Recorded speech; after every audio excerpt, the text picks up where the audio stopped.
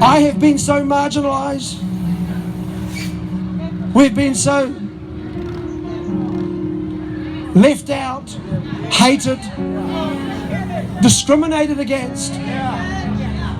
Politicians won't touch us because we think we're too hot, or I am.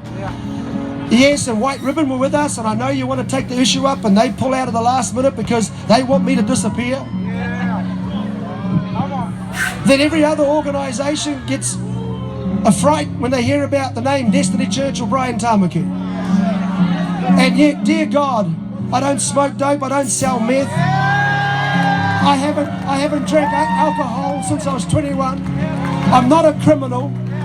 In fact, quite the opposite. I say to the new Prime Minister and to the new government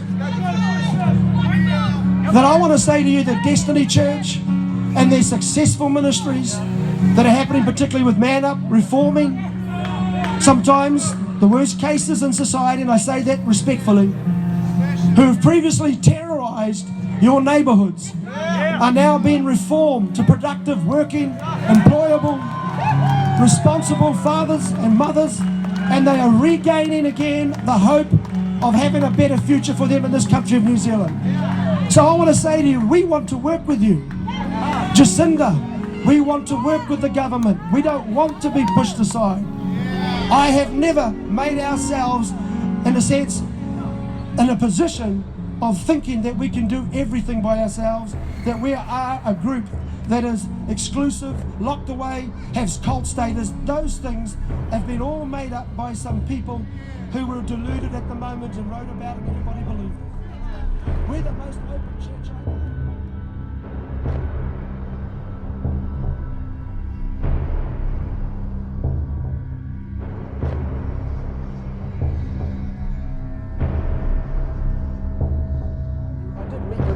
Government minister though, about other issues with Andrew Little, Justice Minister, and he is very positive about what I'm doing with Man Up with Tūtangata. Tūtangata Man Up and Legacy is having great results with a lot of our Māori men and our Māori families. So we've been talking about the disproportionality that Māori are facing in all negative statistics actually, but particularly the prisons. So I want Man Up and Legacy to be able to get into all our prisons, and I assured them that in a year's time I can change those stats. What were you able to take away from anything from those talks? Very positive. From our introduction at Parliament not so long ago, he realised then that he wants to work with this with Tūtangata Man Up because of the results it's getting. And I assured him after the 6 or 7 years we've been running it that I believe it can make a big difference on the reoffending numbers in Māori. So.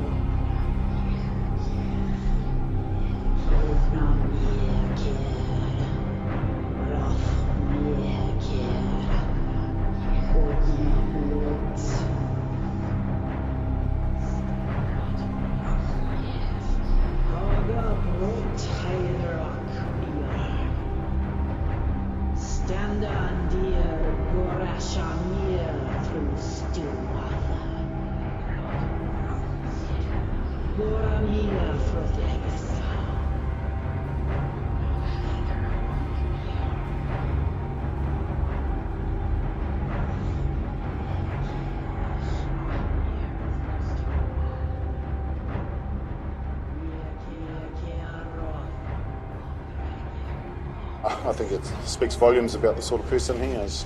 What do you mean by that? Well, I mean, who writes that sort of stuff? First of all, trying to incite violence, revolts in prisons, and then expect me to allow him to go in there. It's just there's no way that's going to happen. Yeah, what do you make of this political gang rape this morning? It's disgusting, and like I say, that speaks more about the sort of person he is. It's offensive on every level. If that's his form of Christianity, I don't think many people really want that. Yeah, he does have a big following though, doesn't he? Well, hopefully he doesn't after this. I mean, hopefully people will be able to see that and see through the sort of person he is, and hope they go to some other.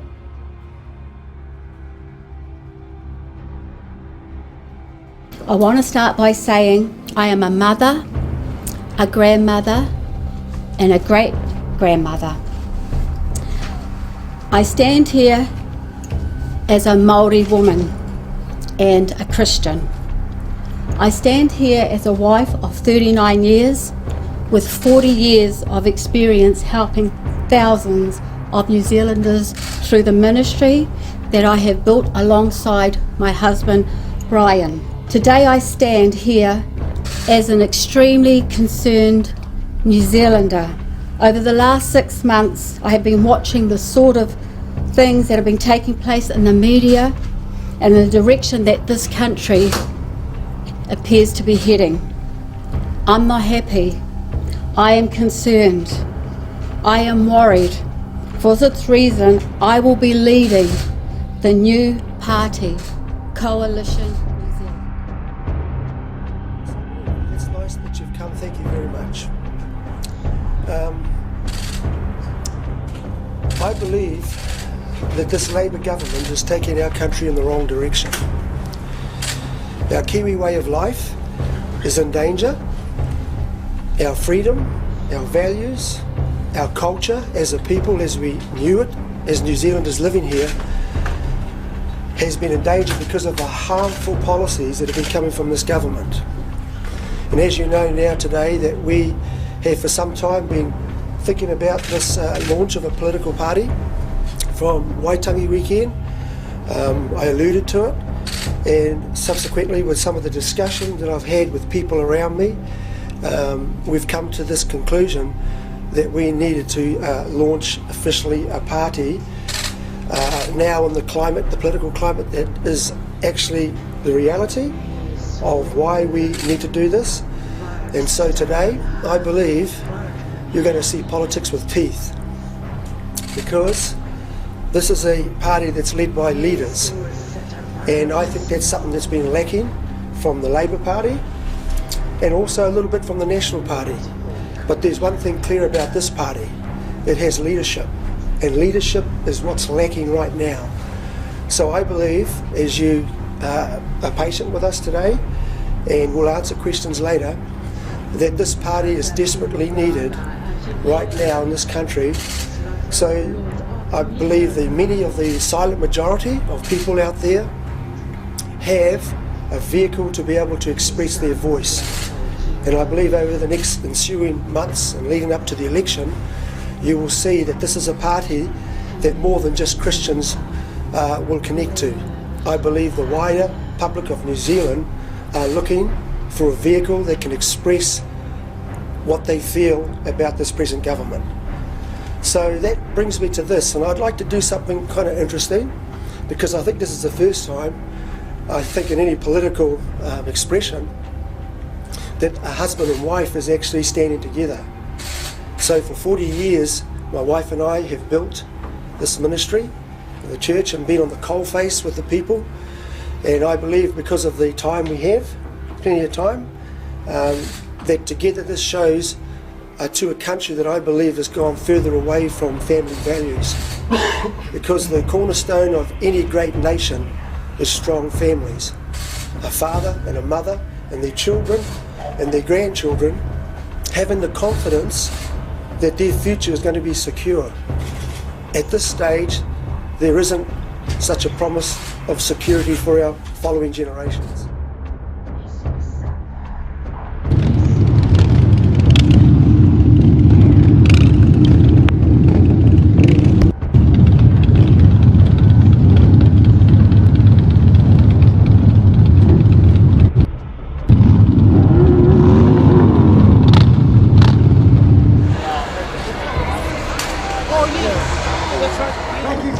Thank you for coming out today. You know what? We cannot stay silent any longer. It's time for our voices to be heard. And they are not hearing our voices.